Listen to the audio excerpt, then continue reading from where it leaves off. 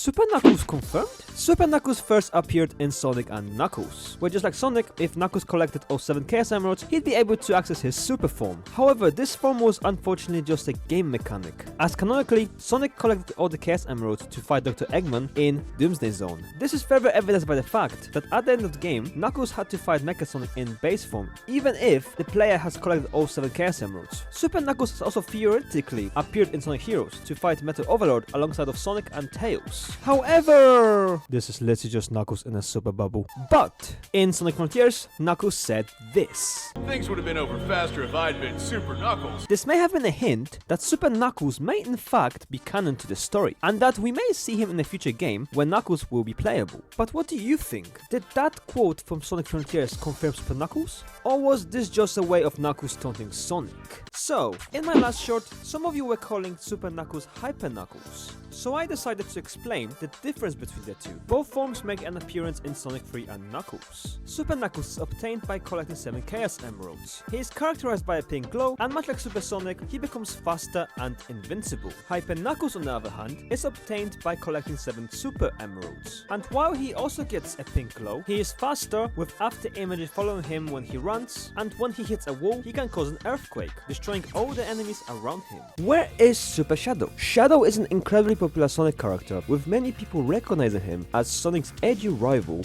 and the ultimate life form. However, what a lot of people seem to have forgotten about is that much like the Blue Blur himself, Shadow too can use the power of 7 Chaos Emeralds to tap into his super form, as seen in games such as Sonic Adventure 2, Shadow the Hedgehog, and Sonic 06. Yet, since Sonic 06, the form has not made a single appearance in the following games, not even in Shadow Generations. So why is it then? It may be to do with him not appearing much as a playable character. However, it may be due to the fact that Shadow grew much stronger since the games mentioned, as in Shadow Generations, he was able to beat enemies such as Metal Overlord, who mind you possessed the data of different Sonic characters, including the battle data, and Sonic had to use his super form and the help of Tails and Knuckles to defeat him. Therefore, this suggests that Shadow does not need to rely on his super form as much, as his space form may be just enough to take down powerful enemies. But why do you think that he does not use it as much? Why does Hyper Tails have flickies? Hyper Tails appeared in Sonic 3 and Knuckles, where he was accompanied by 4 golden flickies, which he used for attacking his enemies. And there are 2 possible explanations on why he has them. Number 1. When Hyper Tails was still considered Super Tails, it was theorized that Tails was simply not gifted with handling the Chaos Emeralds, which is why he needed Super Emeralds to tap into his super form. However, Super Emeralds provided too much energy for Tails to handle. Therefore, he had to share a large chunk of his power with the 4 flickies in order to maintain the form.